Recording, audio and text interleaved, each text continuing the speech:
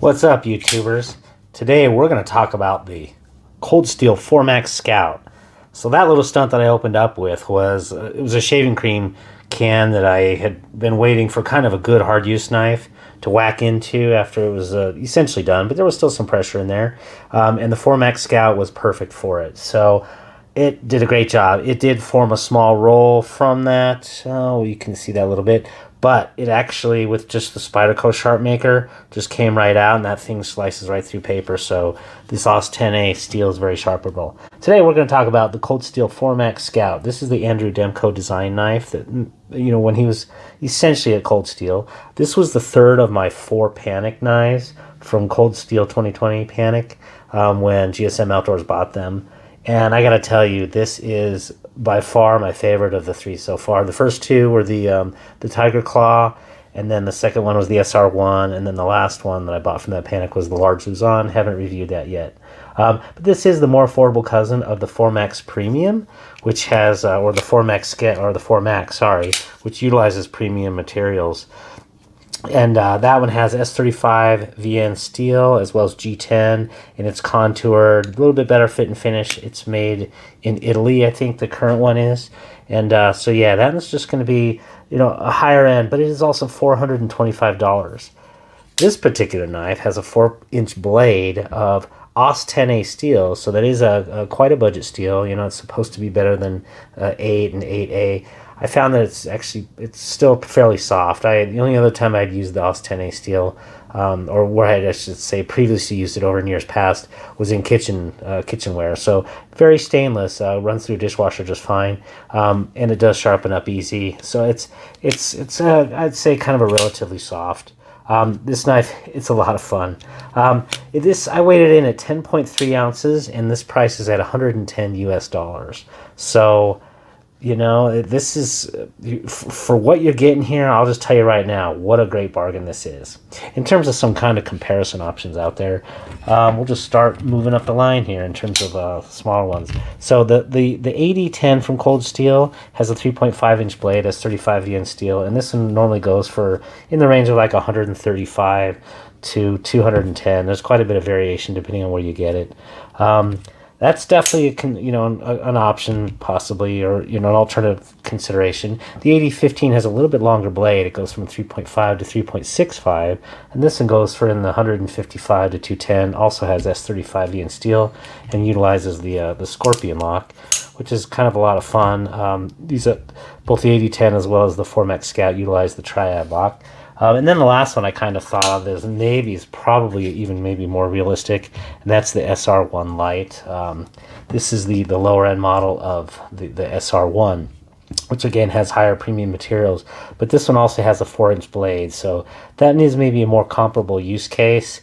Definitely some much thicker blade stock on both of those knives there, and yeah, so I think that's probably the most apropos, and that one goes for like about $60. You know, so those are some comparison options, really, in terms of if you're looking for some options out there. Let's jump right into this knife. The pros of this knife: this thing is tough. It splits wood, and it had no blade play afterwards. I'll go ahead and undercut that. The splitting of wood.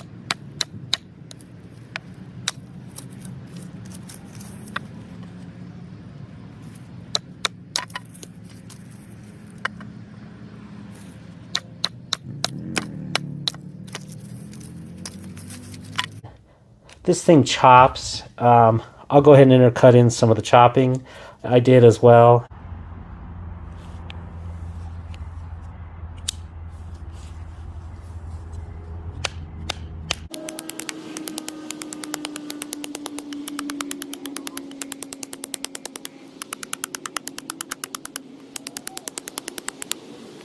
It just did a great job again. It has excellent the really big stop pin back there that forms with the Triad lock. Plus it's fully enclosed in these steel liners. So yeah, you've got these great liners in here, just fantastic in terms of definitely for hard use. This thing cuts. I'll go ahead and intercut in some, making some feather sticking.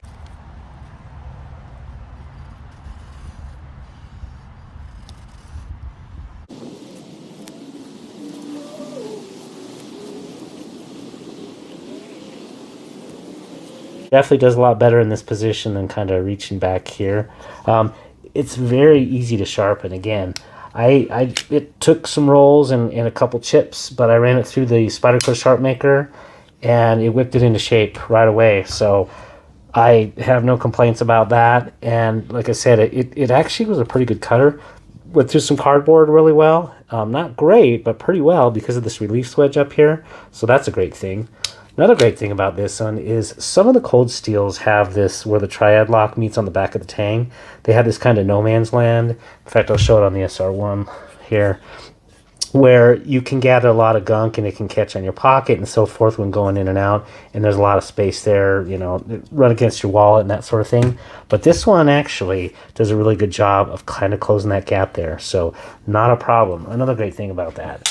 This one is comfortable in the hand. Whether you're back with 2 fingers and using it as a chopper like that, you know, you can use it as a chopper there, full hand, and then a full forward. That choil is nice and big, being such a big blade.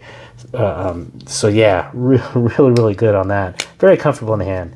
On the con side, this is not a pocket-friendly knife, obviously. It's very big. You know, looking at, let's compare it to like the AD10. The AD10 is actually quite a tall knife, not the most friendly in the pocket, but if you take a look at it, there's still a good 1/4 inch more there. And then on the back side here, it's still just eats up your pocket and is not very friendly. I had a tough time actually getting my hand in to get the wallet in and out. I kind of had to pull one or the other. Or it was just, yeah, it's a really big knife in terms of that. This Grivex texturing combined with the tension on this clip, oh man, it'll just destroy your pockets. I did it twice and was done because it was literally like sandpapering my pockets. So that's not a really great thing there. You know, honestly, it was better as a carry, just kind of dunking this thing in next to my wallet. So it just kind of sat in my you know, in the pants with my wallet, just like that. It was quite wide if you kind of take a look at that, because my wallet's about that wide. But in jeans, it fit okay. So definitely, you know, kind of one of the bad things. And what I would say also is given the fact that this is a 4-inch blade, there are more you know, friendly pocket carries. You know, going back to that SR1 light, actually, let's go ahead and just plop those up there. It's definitely, you know, they're both about equally fat, but in terms of the height here, you know, the SR1 light, it just really does fit in a lot better into your pocket. And of course, you can't always sand down that Grivex sandpaper there. You know, so there are ways around that, but still kind of something wouldn't have to like to do. Affordability at $110. What a great hard use folder this knife is overall. And it just has awful carryability in terms of in the pocket. Again, with some of these really big cold steel knives, I'm finding that, you know, maybe throw them in the back pocket. Just, of course, have to take them out before you sit down. You know, this one actually has a great snap as far as sound, too. I kind of forgot about that.